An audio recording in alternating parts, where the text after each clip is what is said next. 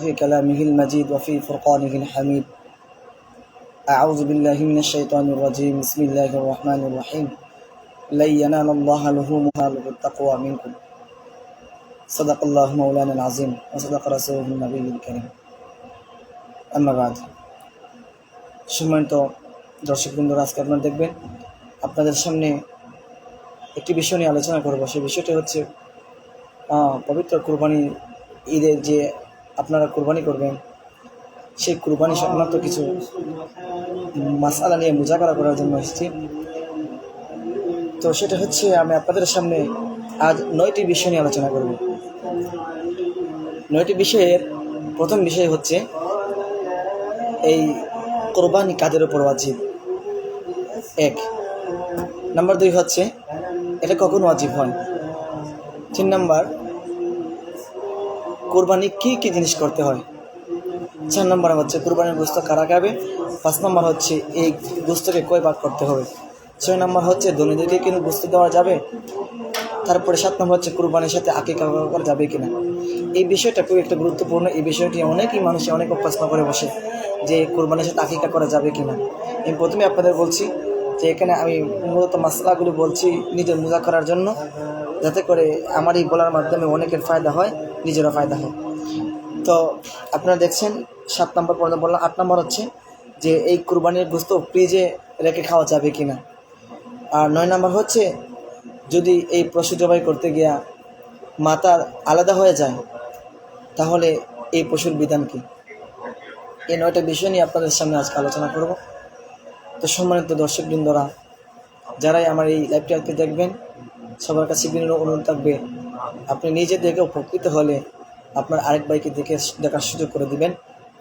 তো আসেন, কারো উপরে কুরবানি করা ওয়াজিব এ সম্পর্কে ফিকহের কিতাবের মধ্যে এসেছে যাদের উপর আপনার যাকাত ওয়াজিব, তাদের উপরে কুরবানি ওয়াজিব। তবে কুরবানির ক্ষেত্রে একটু ভিন্ন হচ্ছে যে যাকাত হয় ওই ব্যক্তির উপর ওয়াজিব যার নিত্য প্রয়োজনীয় মালের পরে ঋণ মুক্ত হওয়ার পরে নেশাব পরিমাণ মালের মালিক হয়।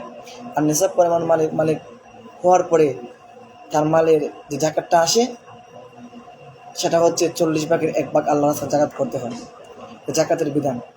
আর কুরবানির বিধান হচ্ছে যে ওই ব্যক্তি যদি 10 তারিখ থেকে নিয়ে, যে হজ মাসের 10 তারিখ থেকে নিয়ে 12 তারিখের ভিতরে ওই ব্যক্তি যদি তার নিত্যপ্রিয় জিনিস থেকে, ঋণ থেকে ফারেক হওয়ার পরে এবং নিত্যপ্রিয় জিনিস থেকে ফারেক হওয়ার পরে তার কাছে যদি এই এমন পরিমাণ মাল থাকে, নেশাব পরিমাণ মাল থাকে, তাহলে যদি ঈদের রাত্র হয় তারপর কুরবানি ওয়াজিব হয়ে যায়।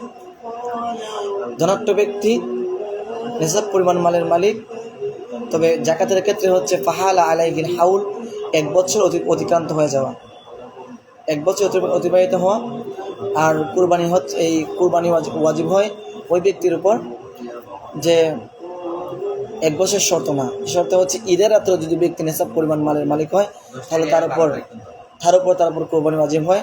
অর্থাৎ 10 থেকে 12 তারিখের ভিতরে, জিলহজ মাসের 10 থেকে 12 তারিখ পর্যন্ত যদি ওই ব্যক্তি নেশাব পরিমাণ মালের মালিক থাকে, তাহলে তার উপর কুরবানি ওয়াজিব হয়। এখন হচ্ছে এই কুরবানিটা আমরা কখন করব। কুরবানি হচ্ছে প্রত্যেক ব্যক্তি ঈদের জামাত পড়ার পরে কুরবানি করে নেবে। আর 3 নম্বর হচ্ছে যে কুরবানি কি কি জিনিস করতে হয়। এটা নিয়ে আমরা অনেক সময় অনেক কথা বলে ফেলি যে 6টা জিনিস কুরবানি করতে হয়। 1 নম্বর হচ্ছে উট, গরু, ছাগল, ভেড়া, দুম্বা। আবার বলছি, উট, মহিষ, গরু, ভেড়া, দুম্বা, ছাগল। এই 6টা জিনিস কুরবানি করলে অবশ্যই কুরবানি আদায় হয়ে যাবে। এখন প্রশ্ন হচ্ছে,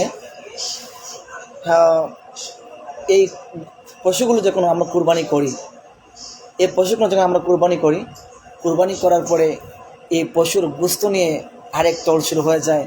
কাদেরকে দিতে হবে, কী করতে হবে, কী না করতে হবে, এ বিষয় নিয়ে অনেক কথা বলেন।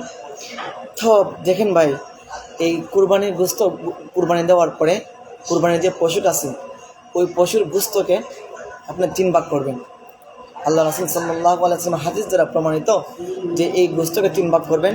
3 ভাগ করার পরে এক ভাগ নিজের জন্য রাখবেন, এক ভাগ গরিব মিসকিনদেরকে দিয়ে দিবেন, এক ভাগ আত্মীয় স্বজন পাড়া প্রতিবেশীদের দিয়ে দিবেন। এটা হচ্ছে মুস্তাহাব বিষয়।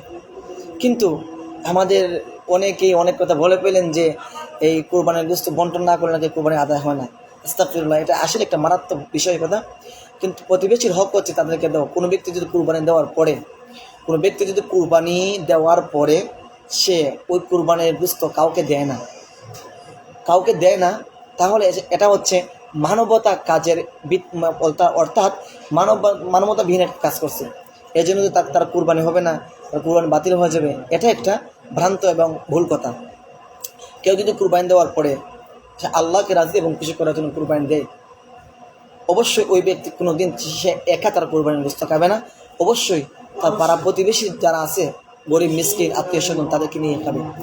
কিন্তু কেউ যদি বলে আমি কুরবানি দেওয়ার পরে আমার গোশত সব আমি খাবো, আমি কাউকে দেবো না, এটা হবে, কোনো সমস্যা নেই, এটা মুস্তাহাব বিষয়। তারপরে এই বললাম যে কুরবানি 3 ভাগ করতে হবে, এক ভাগ নিজের জন্য, এক ভাগ গরিবদের জন্য, আর এক ভাগ আত্মীয় স্বজনের জন্য। এটা হচ্ছে কুরবানি বন্টনের পদ্ধতি।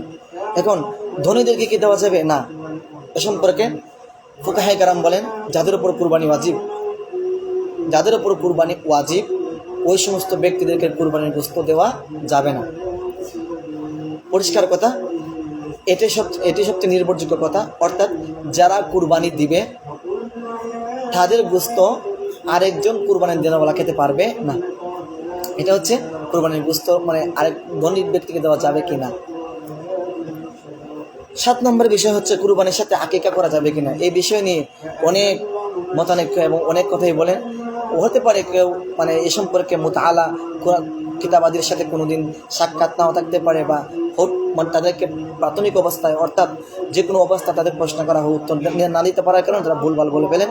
এটা হচ্ছে তাদের নিজের একটা দুর্বলতা। তো সবচেয়ে নির্ভরযোগ্য এবং আসাহ রাজিহ কল যেটা সেটা হচ্ছে যে কুরবানির সাথে অবশ্যই আকিকা করা যাবে। আমি আবারও বলছি, কুরবানির সাথে আকিকা করা যাবে, এতে কোনো সন্দেহ নাই, আকিকা করা যাবে। এখন কুরবানি যদি কোনো ব্যক্তি ছাগল করে অথবা গরু করে, তাহলে বিধান কি? হ্যাঁ, দেখেন, আকিকার ক্ষেত্রে যদি ছেলে হয়, আল্লাহ রাসূল সাল্লাল্লাহু আলাইহি ওয়াসাল্লাম হাদিসে আছে যে যদি কোনো ব্যক্তির ছেলে সন্তান হয়, তাহলে তার জন্য 2টা খাসি দিয়া কি করবে? কুরবানি করবে, এই আকিকা করবে। আর যদি মেয়ে সন্তান হয় তার জন্য 1টা ছাগল দিয়ে আকিকা করবে। এটা হচ্ছে আকিকার বিধান। এখন আকিকা, এটা কি? আকিকা ওয়াজিব না, আকিকা হচ্ছে সুন্নাত। আল্লাহ রাসূল নিজে আকিকা করেছেন, আকিকা হচ্ছে এটা সুন্নত। এতে এই সুন্নতের কুরবানির সাথে যদি কোনো ব্যক্তি আকিকা করে নেয়, তার আকিকা একেবারে নিঃসন্দেহে হয়ে যাবে, কোনো সন্দেহ না, আকিকা হয়ে যাবে। এখন আরেকটা প্রশ্ন হচ্ছে, এই জাহালাতের যুগে মূর্খতার যেমন আরেকটা প্রশ্ন বেড়ে যাচ্ছে যে আকিকার গোশত কি মা বাবা পাড়া প্রতিবেশী ফ্যামিলি কেউ খেতে পারবে কিনা? আস্তাগফিরুল্লাহ, লা হাওলা ওয়ালা কুওয়াতা ইল্লা বিল্লাহ। আমি আপনাদের সবাইকে বলছি, যারা কুরবানির সাথে আকিকা দিবেন, যদি আপনারা কুরবানির গোশত সাথে আকিকা করতে চান, আর আপনারা এই মনের বিদ্যা আপনাদের খটকা এবং কোনো উলটপালট ভেসে ওঠে, তাহলে আমার কথা হচ্ছে কমেন্ট বক্সে আপনারা আমাকে জানিয়ে দাওয়াত দিয়ে দিবেন। আমি প্রয়োজনে আপনারা আমাকে কুরবানি অর্থাৎ আকিকার গোশত দিয়ে দিবেন, যদি আপনারা এটা খান না।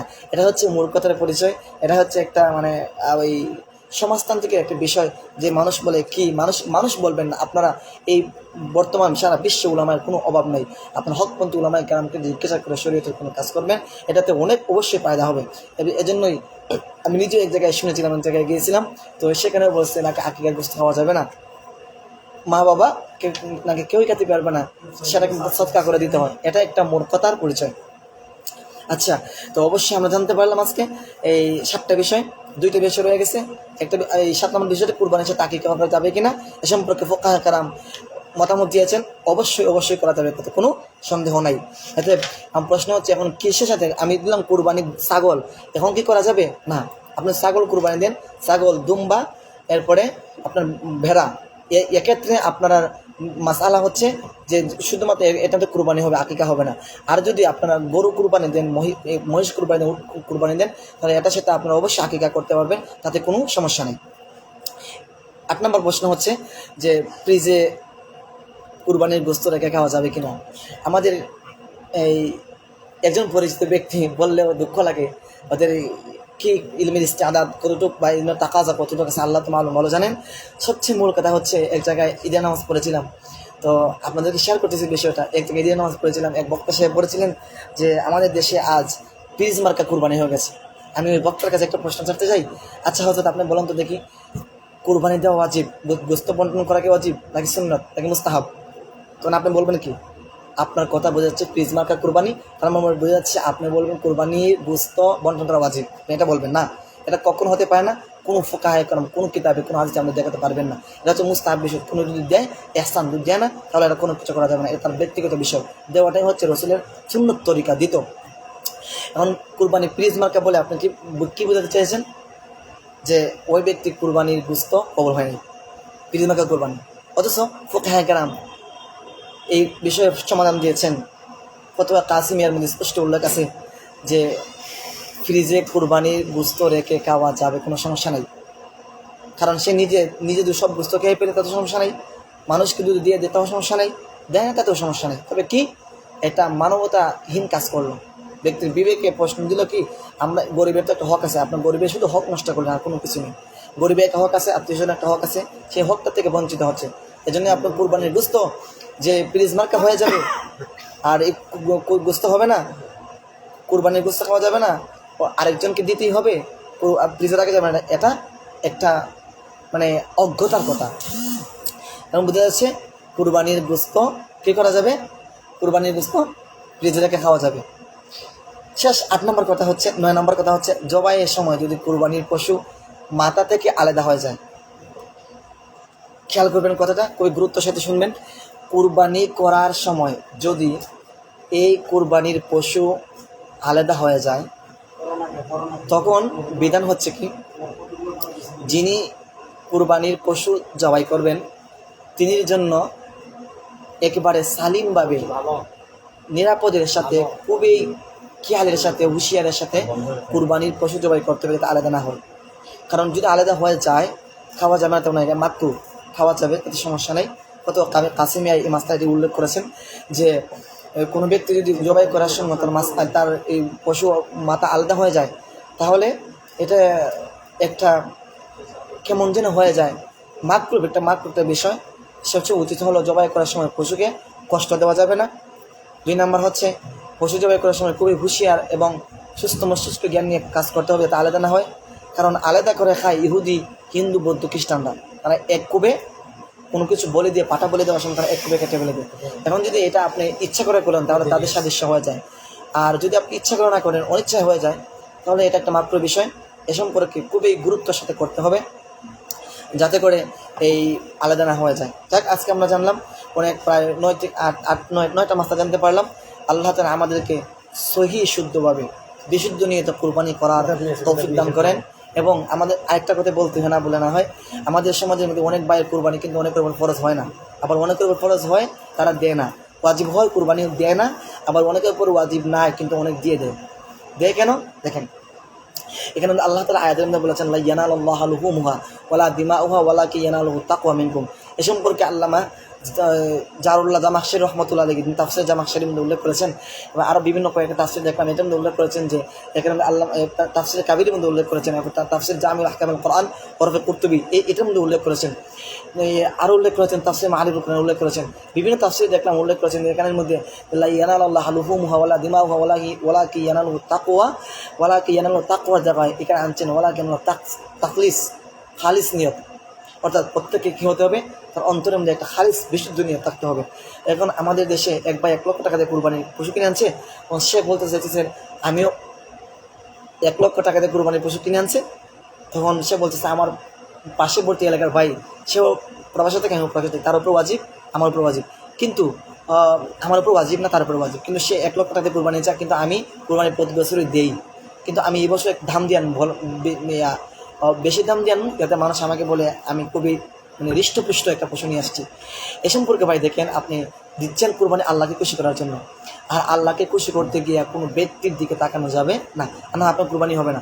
কারণ হচ্ছে আপনি দেখেন, কুরবানি দিচ্ছেন আল্লাহকে খুশি এবং রাজি করার জন্য, রাসূলের খাঁটি উম্মত যে মহব্বত নিয়ে, এতে আপনি যে এই লৌকিকতা এবং রিয়া আর নাস, মানুষ দেখানো কাজ আপনি করতেছেন, এ সম্পর্কে আপনার টাকাটা অহেতুক কোনো সওয়াব হলো না। আপনার কুরবানি দিচ্ছেন ঠিক আছে, কিন্তু আপনার কোনো সওয়াব হবে না। কেন? আপনার নিয়ত বিশুদ্ধ না। এজন্য বুখারী শরীফের আল্লামা ইমাম বুখারী রাহমাতুল্লাহি আলাইহি বুখারী শরীফের প্রথম হাদিসে আনেছেন, ইবনে উমর রাদিয়াল্লাহু তাআলা থেকে হাদিস বর্ণিত যে ইন্নামাল আমালু বিন্নিয়াত, প্রত্যেকটা মানুষের কাজ নিয়তের উপর নির্ভরশীল।